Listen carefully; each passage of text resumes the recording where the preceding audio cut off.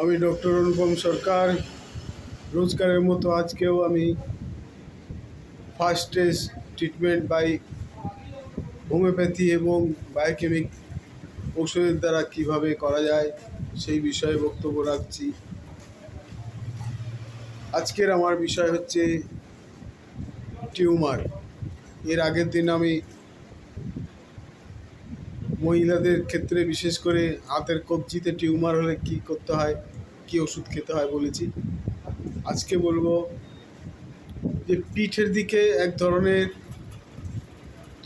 থলথলে নরম টিউমার হয়, যেগুলো আস্তে আস্তে বড় হতে হতে অনেক বড় হয়।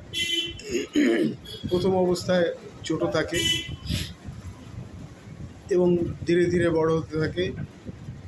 এগুলো ঠিক পিঠের দিকে, ঘাড় আর পিঠের ঠিক সংযোগস্থলে শুরু হতে থাকে। আবার কখনো কখনো দেখা যায় কানের পিছনে হয় বা শরীরের অন্যান্য জায়গাতেও এরকম নরম ধরনের টিউমার হয়ে থাকে। এগুলো প্রথম দিকে কোনো সমস্যা হয় না, পরে গিয়েও কিন্তু খুব একটা সমস্যা হয় না, কিন্তু যখন আকারে অনেক বড় হয়ে যায় তখন জামা কাপড় পরতে অসুবিধা হয় বা অন্যান্য অসুবিধা দেখা দিতে থাকে। তো এই টিউমারগুলোর ঔষধের দ্বারা প্রথম অবস্থায় বা দ্বিতীয় অবস্থা হলেও ঠিক করা যায়। এর প্রথম ওষুধ হবে ল্যাপিস অ্যালবা 30। এইটা খেতে হবে সকালে খালি পেটে একবার আর সন্ধেবেলা একবার। আরেকটা ওষুধ হচ্ছে কার্বো অ্যানিম্যালিস 30, দুপুরে ও রাতে খাওয়ার পরে। এর সঙ্গে বায়োকেমিক ওষুধ খেতে হবে, যেটা খেলে তাড়াতাড়ি আরও কমবে। এইটা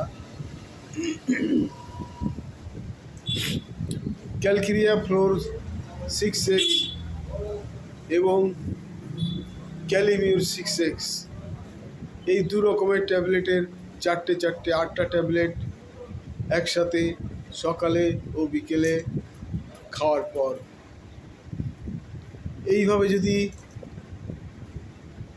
বেশ কিছুদিন খাওয়া যায়,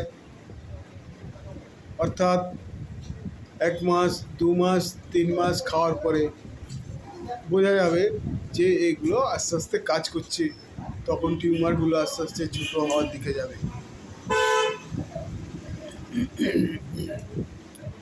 আপাতত